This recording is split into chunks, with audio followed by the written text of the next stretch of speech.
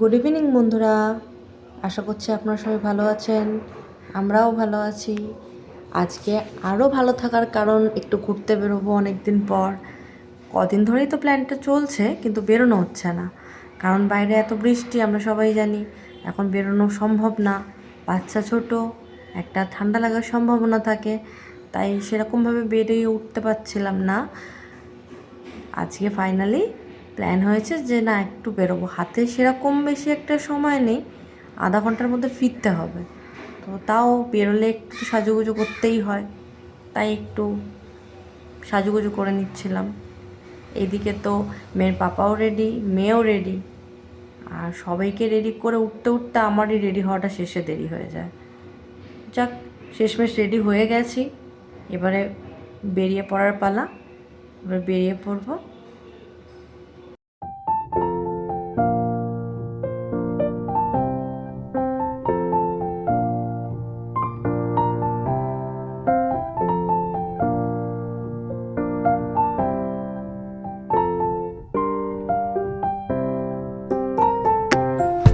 যেখানেই বেরোই না কেন, মেয়ের তো জলটা, মেয়ের একটু টিস্যু টুকটাক ক্যারি করতেই হয়, একেবারে ছোট তো।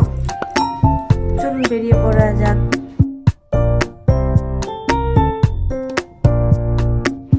এই যে বেরিয়ে পড়েছি, বাবা বাইকটা বার করে নিই। বাইকটা বার করা হয়ে গেছে, এবারে আমরা বাইকে করে একটু মার্কেট যাব। দেখুন এই মন্দিরটা কি সুন্দর না? মেয়ে মন্দিরটা দেখেই বলছে মা নম করবো, নম করবো। ঠাকুরগুলো কি সুন্দর দেখতে, ছোট্ট ছোট্ট ঠাকুর, বেশ ভালো। বেশ মানুষের ভিড়ও হয়েছিল, একটু নম করলাম। করে এইবার আমরা একটু মার্কেটের দিকে যাব। এই যে পাপা আর মেয়েতে দুজনে হাত ধরাধরি করে হাঁটাহাঁটি হচ্ছে। মেয়েকে তো এই গাড়ি ঘোড়ার মধ্যে সেরকম হাঁটানো যায় না, যেটুকুনি ফাঁকা পেলাম একটু হাঁটিয়ে নিলাম।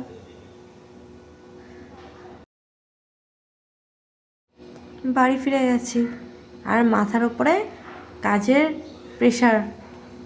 কতক্ষণে রাতের খাবার করতে হবে, মেয়ের রুটি করতে হবে, আমাদের রুটি করতে হবে, করে মেয়েকে খাওয়াতে হবে, মেয়েকে খাইয়ে নিজেরা খাবো। আজকে ভীষণ টায়ার্ড, অনেক দিন পর বেরোলাম তো।